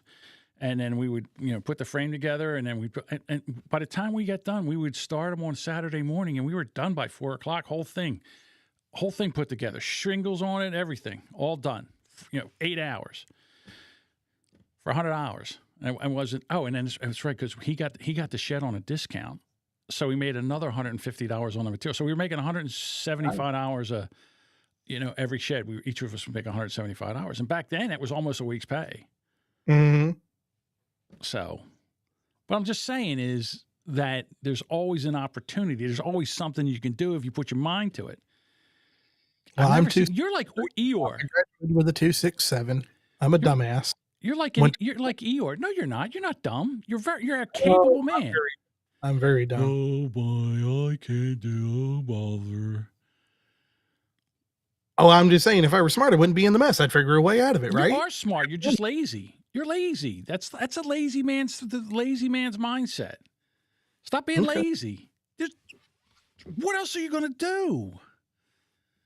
Well, I don't know. But for $200 an hour, I'll write code for you. Code? I need code like I need a proctology exam. I don't need code. Wait a minute. 10 seconds ago in the conversation, this was the land of opportunity. What the hell happened? I don't need code. I don't have anything to do with code. Jesus Christ. And you know something? Code isn't going to help. Whatever. I don't know.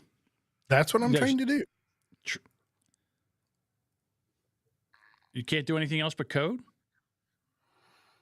Not really. I hear people saying, go learn the code, and there's supposed to be all these coding jobs. There's supposed to be all these coding jobs out there. They can't find enough coders.